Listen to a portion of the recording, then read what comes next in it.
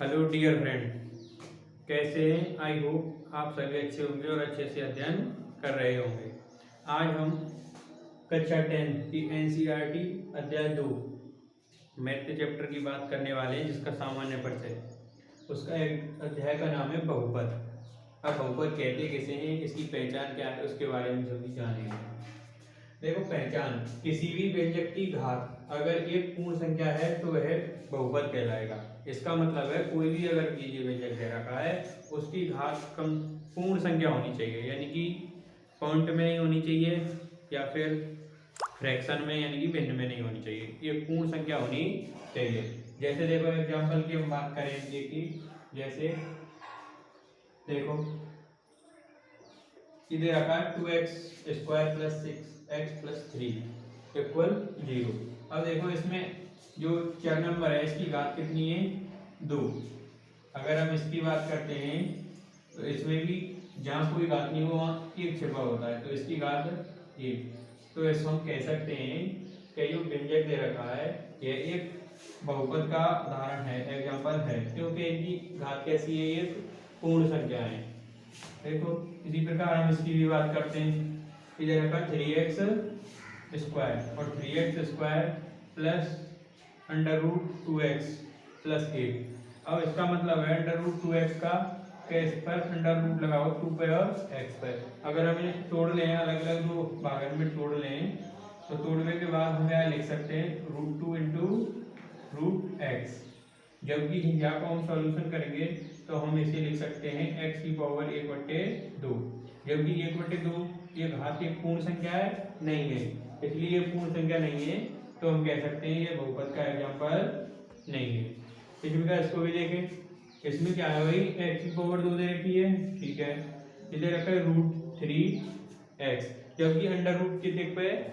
3 पे, यानी कि 3 पे ही है, और x की घात कितनी? 1। तो हम कह सकते हैं ये क्या है? एक बहुपद, बहुपद का एग्जाम्पल है।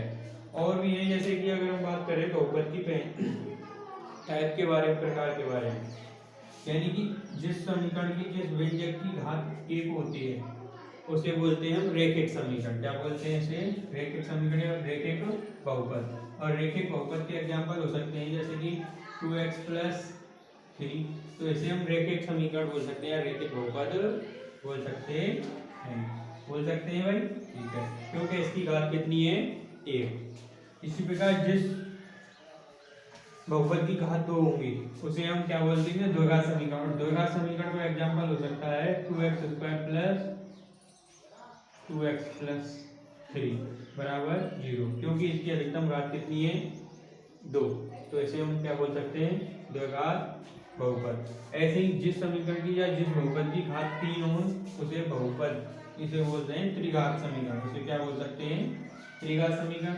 यानी कि जिस बहुपद की घात 3 हो, जैसे हम बोल सकते हैं 3x⁴ +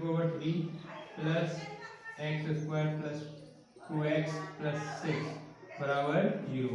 इस हम बहुपद की बात करें तो इसकी अधिकतम घात कितनी है? 3। तो इसे हम बोल सकते हैं त्रिघात बहुपद। आगे देखो, ये कह रहा है कि द्विघात वाले बहुपद के अधिकतम 2 शून्य। अगर हम बात करते हैं, अगर कोई बहुपद है, द्विघात बहुपद है, तो उसकी अधिकतम कितने शून्य निकाले जा सकते हैं? 2। अगर कोई त्रिघात बहुपद है तो उसके अधिकतम 3 शून्य निकाले जा सकते हैं।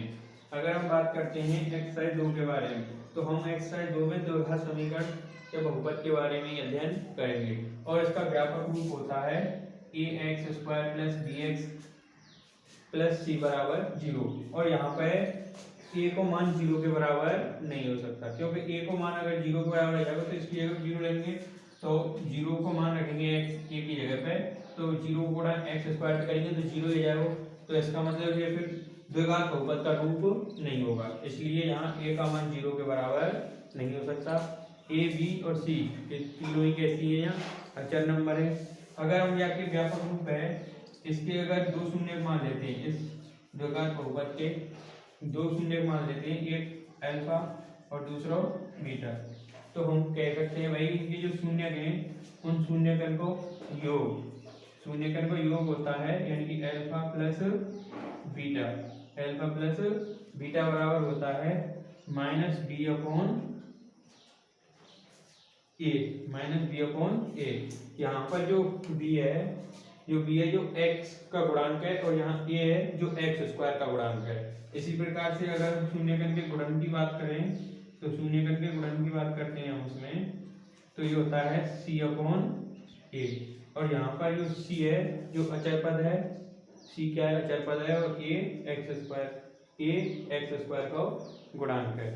तो ये तो हुई भाई जो बहुपद है उसके सामान्य परिचय। इसके बाद हम अगली नेक्स्ट वीडियो में पढ़ेंगे इसके एग्जाम्पलों के बारे में, इसके सवालों के बारे में।